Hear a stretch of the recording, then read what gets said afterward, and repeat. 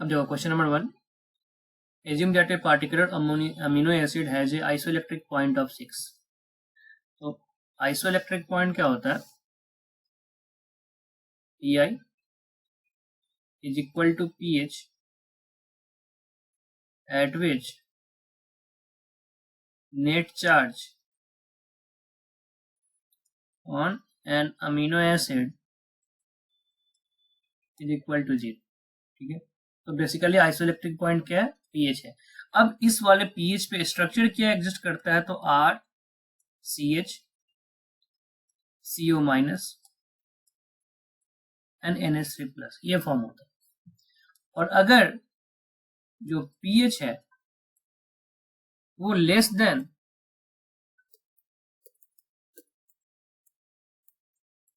If pH is less than PI, ठीक है, तो अगर pH लेस देन PI है तो इस केस में क्या होता है? ये स्ट्रक्चर मिलता है R CH CO2H and NH3 plus, and if pH is greater than PI उस केस में ये स्ट्रक्चर मिलता है R CH CO minus NH2। अब ऐसा क्यों हुआ? तो देखो जब लो पीएच होगा तो कार्बोक्सिलिक एसिड, अमीनो एसिड में एक ये होता है ना, तो carboxylic acid H plus release नहीं करता है, लेकिन जो बेस है वो एसिड के साथ रिएक्ट करेगा तो किसके फॉर्म में रहेगा? सॉल्ट के फॉर्म में रहेगा। क्लियर है? अब अगर बेसिक मीडियम है तो फिर एसिड अपना H प्लस लूज कर जाएगा और बेस अपने बेसिक फॉर्म में ही रहेगा, और इन दोनों के बीच में एक ऐसा पीएच होगा जहां पे एसिड भी H प्लस रिलीज करता है और बेस भी H प्लस एक्सेप्ट करता है, तो वहां पे नेट चार्ज क्या हो जाएगा? 0 हो जाएगा। यहाँ पे नेट चार्ज क्या है? 0 है। तो यहाँ पे क्वेश्चन आइसोइलेक्ट्रिक पॉइंट 6 है, मतलब 6 पे उस अमीनो एसिड का नेट चार्ज 0 होगा। अब सोल्यूशन का पीएच कितना है? 1 है, मतलब आइसोइलेक्ट्रिक पॉइंट से कम है। और जब आइसोइलेक्ट्रिक पॉइंट से कम पीएच होगा तो कौन सा फॉर्म मिलेगा? पीएच लेस देन पीकेआई वाला, मतलब एसिड अपने प्रोटोनेटेड फॉर्म में होगा और बेसिक ग्रुप जो है वो H प्लस एक्सेप्ट करके बैठा होगा। तो देख लो कहाँ पे है, ऐसा मिलना चाहिए RCH NH3 plus CO2H। Answer क्या हो जाएगा? ए आंसर हो गया। क्वेश्चन में इसी क्वेश्चन को ऐसे भी पूछा जा सकता है कि अगर हम सर्टेन पीएच पे अमीनो एसिड को इलेक्ट्रिक फील्ड में छोड़े तो किधर जाएगा। जैसे अगर यहाँ पे बोले कि पीएच इक्वल टू 1 पे ये अमीनो एसिड कौन से इलेक्ट्रोड की तरफ माइग्रेट करेगा? कैथोड की तरफ या एनोड की तरफ? ठीक है, तो जो इलेक्ट्रिक फील्ड होता है उसमें कैथोड निगेटिव होता है और एनोड पॉजिटिव होता है। तो अभी इस पे नेट चार्ज क्या है? पॉजिटिव, तो किधर जाएगा? निगेटिव, तो बोलेंगे अभी ये अमीनो एसिड कैथोड की तरफ मूव करेगा। और अगर पीएच, मतलब यहाँ पे मैं लिख देता हूँ pH less than pH less than is pi, मतलब अभी ये किधर जाएगा? ये कैथोड की तरफ मूव करेगा इलेक्ट्रिक फील्ड में। और पीएच ग्रेटर देन पीआई, अभी नेट चार्ज क्या है? निगेटिव में, किधर जाएगा? पॉजिटिव की तरफ, तो ये एनोड की तरफ मूव करेगा। ये इसका आंसर होगा उस तरह के क्वेश्चंस का। फिलहाल इस क्वेश्चन का आंसर क्या है? ए है। ठीक है, अब आगे देखते हैं क्वेश्चन। अब जो क्वेश्चन 2 क्या है? The pKa value of 3 ionisable groups XYZ of the glutamic acid are 4.3, 9.7 and 2.2। ठीक है, अब एक चीज देखो, pKa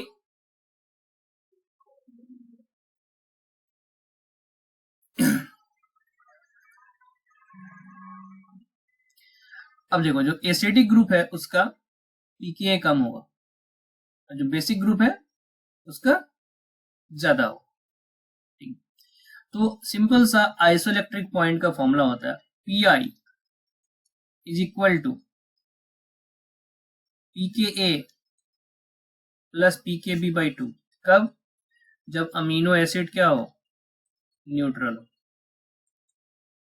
ठीक है, अगर अमीनो एसिड एसिडिक है तो pKa1 plus pKa2 by 2 if amino acid is acidic, मतलब ग्लूटामिक एसिड, एस्पार्टिक एसिड, इन सब के लिए बात कर रहे हैं। And Pi is equal to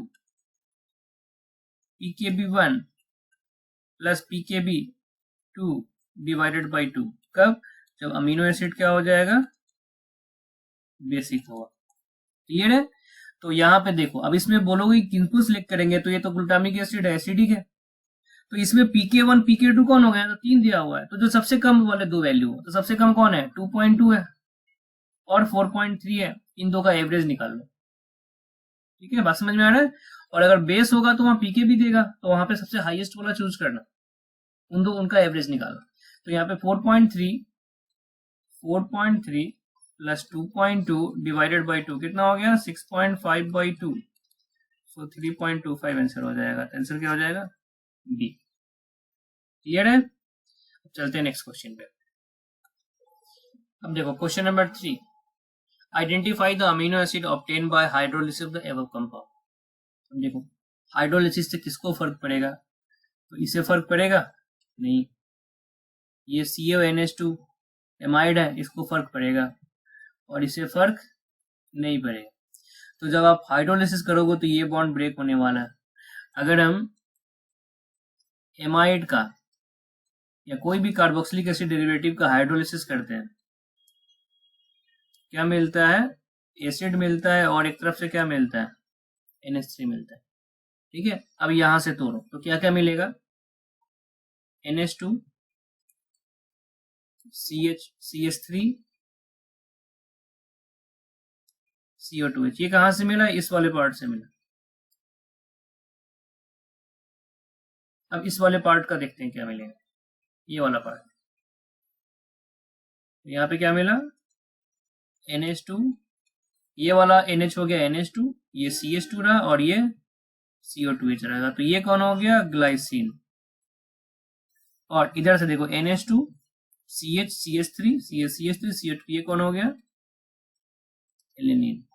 मतलब इस डाइपेप्टाइड को, ये बेसिकली कौन है, पेप्टाइड बॉन्ड है, तो तोड़ोगे दोनों तरफ से अमीनो एसिड आएगा, तो ग्लाइसिन भी हो गया, एलेनिन भी हो गया। तो आंसर क्या हो जाएगा, C, both A and B. Clear है। चलते हैं नेक्स्ट क्वेश्चन पे। अब देखो यहाँ पे CH ये कौन हो गया, ऑक्सीमर्क्यूरेशन डीमर्क्यूरेशन, तो ये क्या बनेगा, CH3 CH। क्लियर है।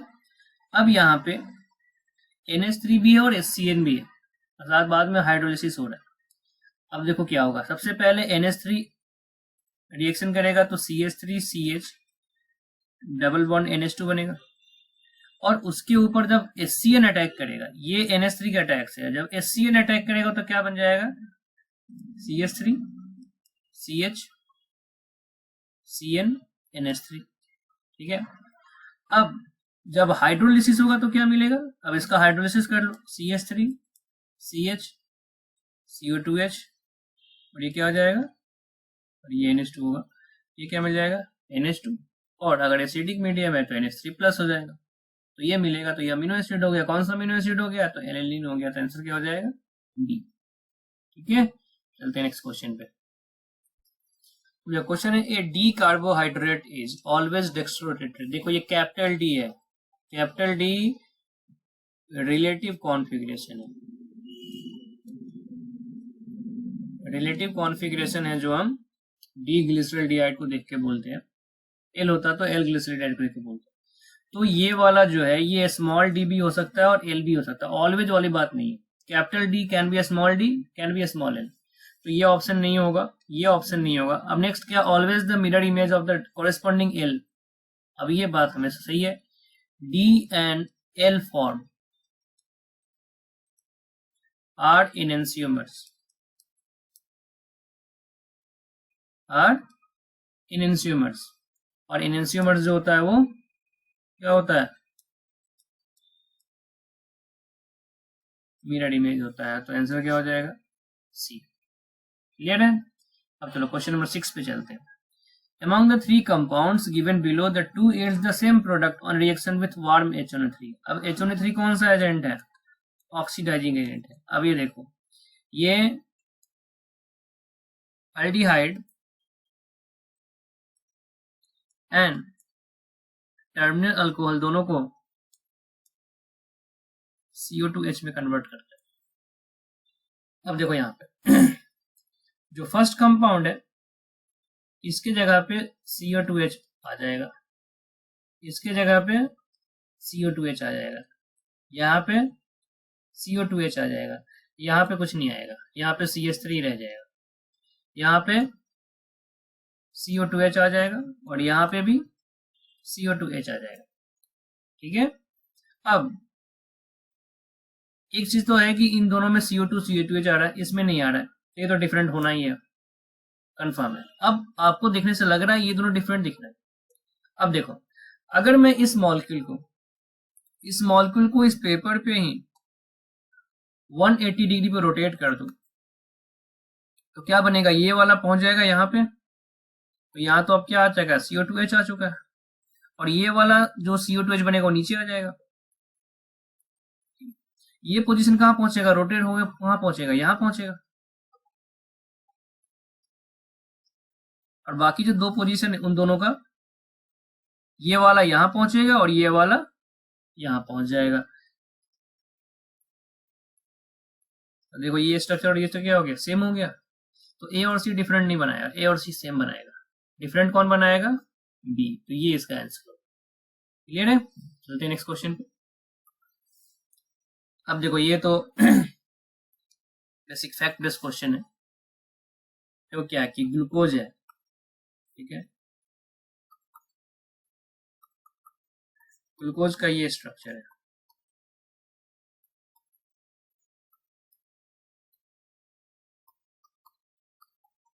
अब ये वाला जो ऑक्सीजन है न्यूक्लियोफाइल बन के इस कार्बन पे अटैक करता है, तो वो इस साइड से भी अटैक कर सकता है, ठीक है, और यहां से भी अटैक कर सकता है। मतलब ये जो कार्बन है वो sp2 है ना, प्लेनेट है, तो above the plane below the plane attack हो सकता है। तो अगर एक साइड से अल्फा डी ग्लूकोज मिलता है तो दूसरे साइड से क्या मिलेगा, बीटा डी ग्लूकोज मिलेगा। ठीक है, अब ये जो इक्वेशन है रिवर्सिबल है, तो इसमें अब वापस आ सकता है, और ये भी क्या है, रिवर्सिबल है।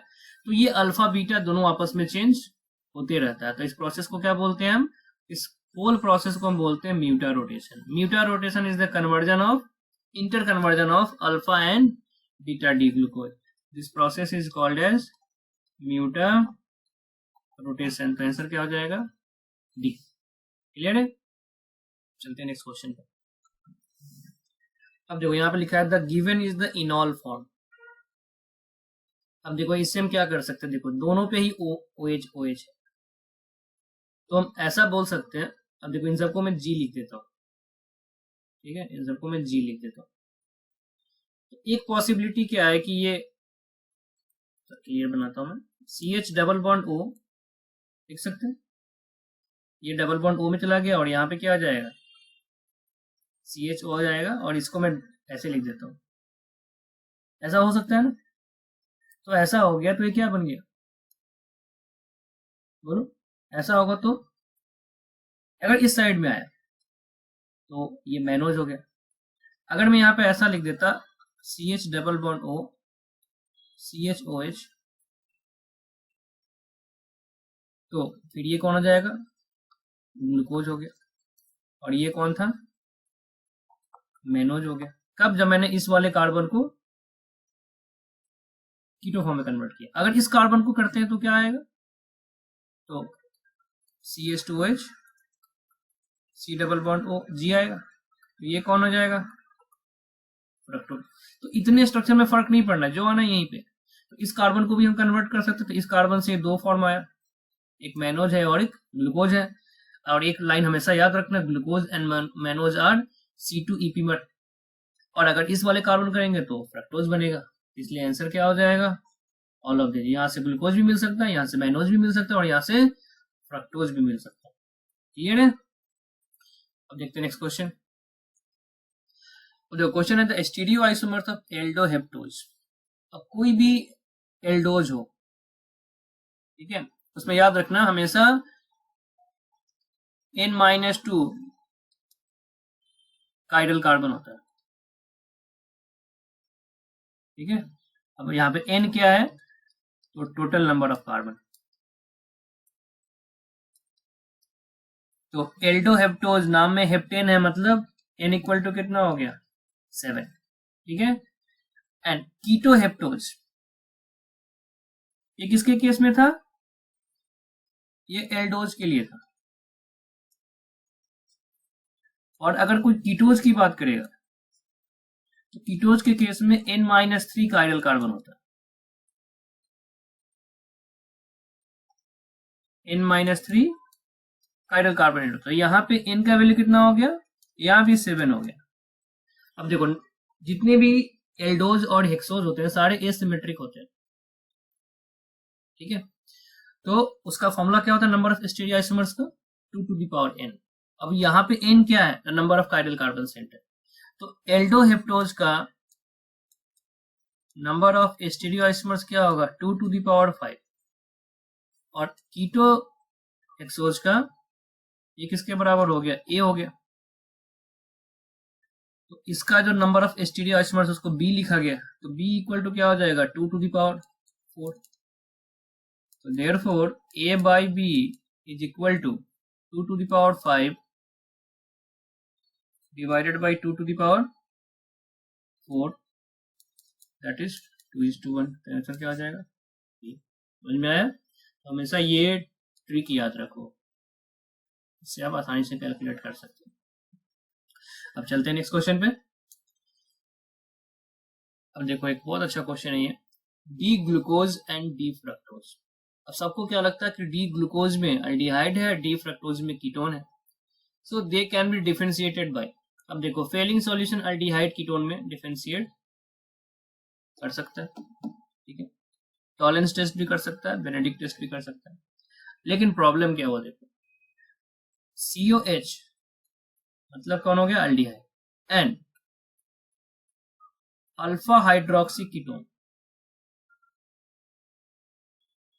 ठीक है, अल्फा हाइड्रोक्सी कीटोन, और ये टर्मिनल होना चाहिए अल्फा हाइड्रोक्सी कीटोन।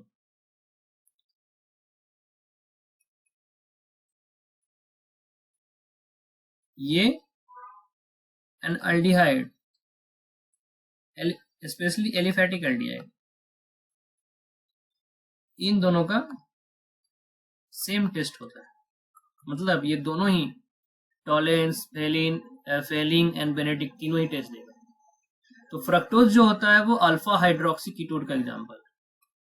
अब ग्लूकोज में अल्डिहाइड ग्रुप है, तो इसका मतलब है फेलिंग टेस्ट, टॉलेंस टेस्ट और बेनेडिक्ट टेस्ट ये दोनों ही देंगे। अब जो Br2 वाटर है ये माइल्ड ऑक्सीडाइजिंग एजेंट है, तो ये केवल अल्डिहाइड को ऑक्सीडाइज करता है, कीटोन को ऑक्सीडाइज नहीं करता, ठीक है।